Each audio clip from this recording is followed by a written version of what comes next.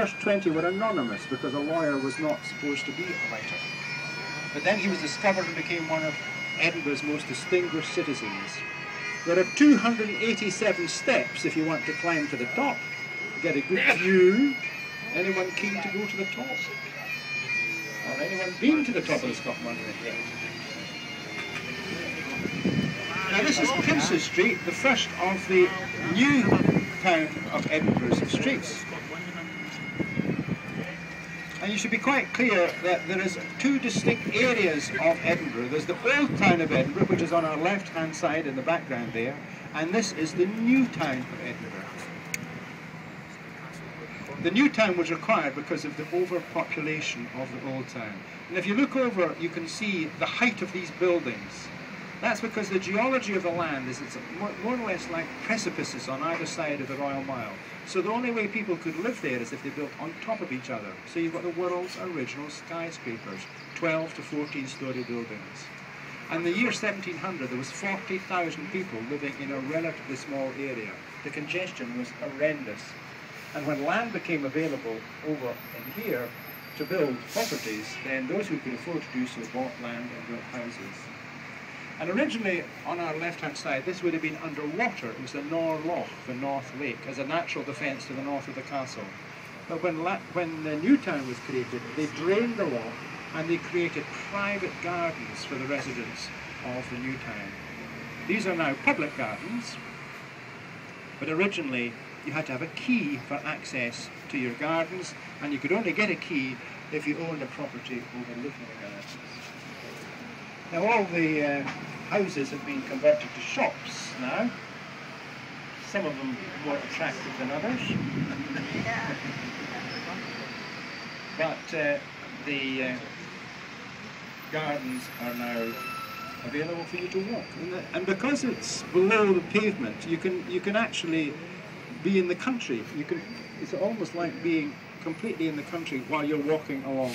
These are East Princes Street Gardens, just a short distance, and then we've got the National Gallery of Scotland and the Royal Scottish Academy, and then the gardens continue beyond that.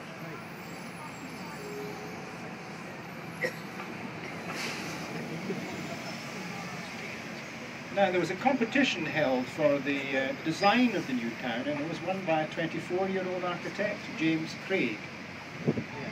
And if you can get your bearings, we've got three main roads, each about a mile long. Princes Street, George Street and Queen Street, running parallel to each other. At either end of George Street, you've got St Andrew's Square, and at the other end, Charlotte Square. So there are squares at either end of George Street. And Princes Street is a mirror image of Queen Street. You've got gardens on one side and houses on the other. But the difference is that Queen Street gardens are still private gardens. Hope you're not taking a picture of me with my hat on. Who's that funny bloke?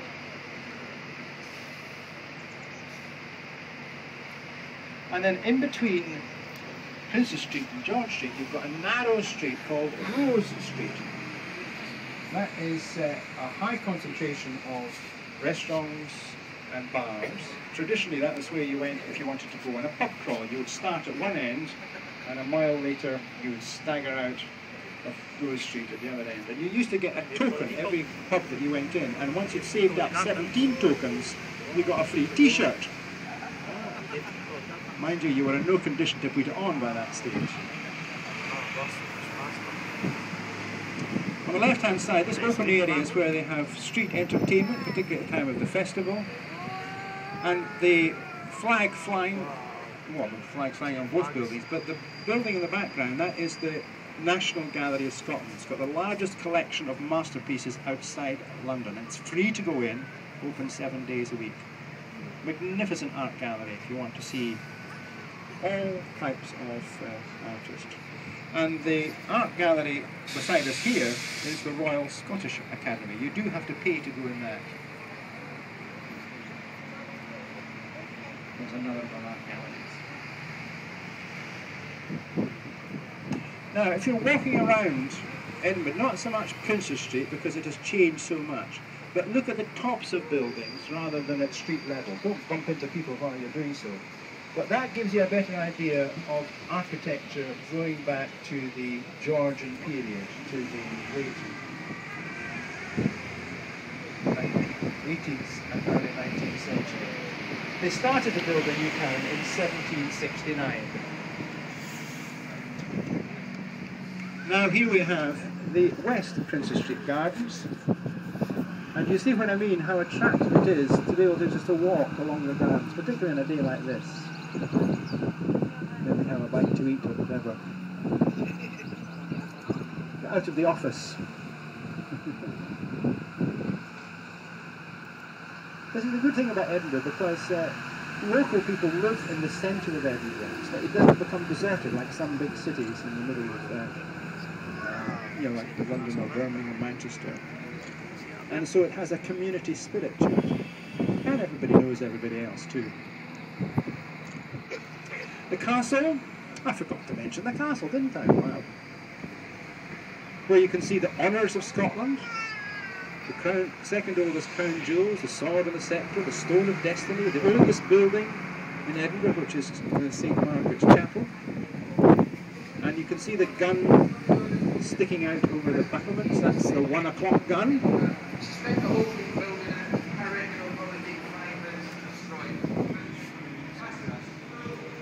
And Princes Street, about a mile long. Now up ahead of us, on the right hand side, about 200 or 300 yards, is a mobile phone shop. O2 mobile phone shop. Can you see it?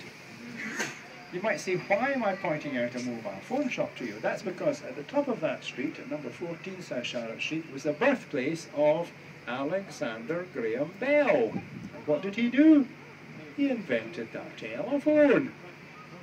He lived there until he was 24 years of age, and then he went to Brantford, Ontario, in Canada, and then he went to America, and eventually became an American citizen.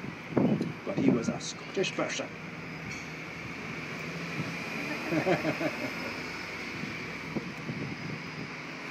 It's actually astonishing the number of people that were either born or lived in Edinburgh that have transformed our world on a world basis. Alexander Graham Bell, to name but one. But you would be completely bored if I started telling you about all the famous Scottish people. On the left-hand side, behind these trees, is St Cuthbert's Church, which is a church of Scotland. There's been a church on that site for 700 years. And ahead on the left-hand side of us here is St John's Church, which is an Episcopalian church.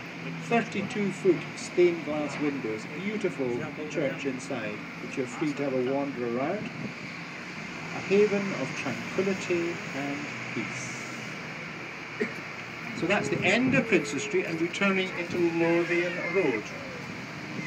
So you're looking westward there towards Glasgow, but don't bother about that. On the left-hand side is the Caledonian, right-hand side, I beg your pardon, is the Caledonian Hotel. Very comfortable hotel. Anyone by way of celebrity who's visited Edinburgh, of stage, screen, etc., has stayed at the Caledonian. If you go into the foyer, you'll see a picture of a horse standing on the main staircase. This is Trigger, Roy Rogers' horse. Actually had a room in the hotel. It was a railway hotel, the Caledonian Railway. On the left-hand side is the graveyard of St Cuthbert's Church, and buried in the graveyard is John Napier.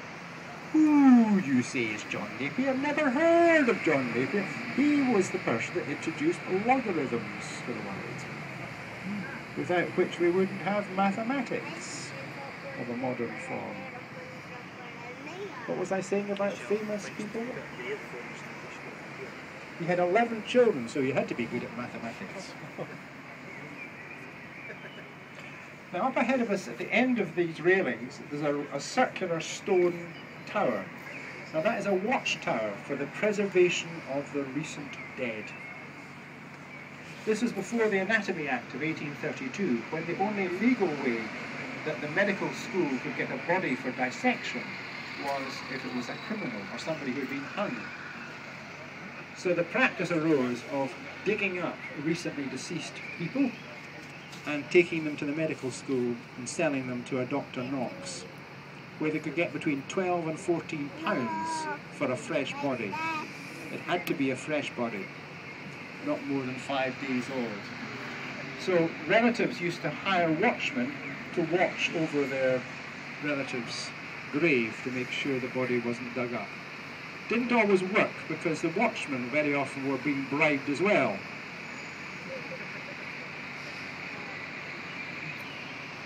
So whether there are some graves sitting there without bodies in them, I'm not too sure.